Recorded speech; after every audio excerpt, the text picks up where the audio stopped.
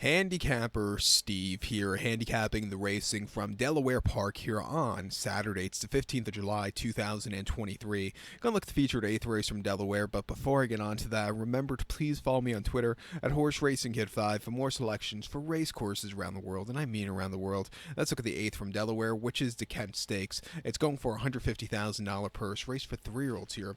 We have a field of 7 horses going to the turf course, the distance of ground of 2,200 meters, or a mile 3/8 here in this year's Kent. 2,200 meters, a mile 3/8 here in the Kent. To show the diagram, just gives me a second to look down my notes. Just bear with me.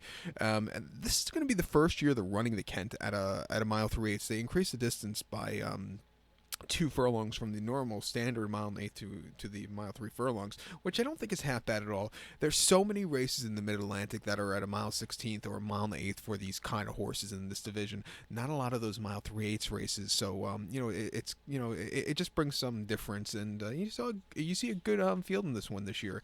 It's always a good race. It's one of my favorite races in the Mid-Atlantic region, and this has always been one of my favorite divisions. But my top selection here, I'm going to go with the 2 horse Really Good. I'm going to go 2-3-6-1 in the superfecta. 2-3-6-1 super. Top selection 2 horse Really Good. They're called by Hard Spun. Mike Maker trains. Ruben Silvera gets the mount. The horse's most recent outing came 25th of June at Hawthorne. A mile and eighth on very yielding ground in the Hawthorne Derby. He finished second by 4.5 lengths.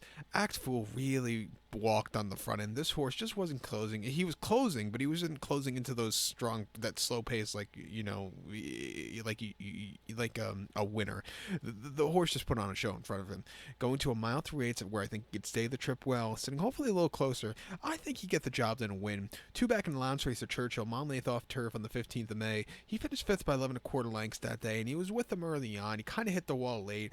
He's just not a dirt horse. And then prior to that, Keelan on the lawn, a mile and eighth in the lounge race, first off the bench. He finished 8th by 7.5 lengths that day. He was very wide that day, a little bumper cars that day. He just probably needed the race there. And then the Breeze Cup Juvenile Turf, he finished 12th by 6.5 lengths that day, and he just never was comfortable. A little traffic trouble also. And then he had a decent third in the Bourbon before that. But I think he wants to go a longer trip. He's going to get it today. It wouldn't surprise me if he wins, along with the 3-horse Freedom Trail for John Terranova and Jeremy Rose. Most recently in the Pennine Ridge, he finished 5th by 3 1/4 lengths that day behind Kalick that day. A little bit wide. He needs something more, but he ran okay. I thought he had a decent 7th in the Transylvania where he closed up a little bit that day. And in the Columbia, he probably needed the race off the bench. Another horse, I think he's been crying out for more ground. He's training well at Belmont. I'll give him a shot at 2-1 on the ticket. But to recap my selection for the 8th from Delaware now, it is the Kent. Gonna take the 2 horse Really Good. Give kudos to the 3 horse Freedom Trail. 2-3-6-1 super.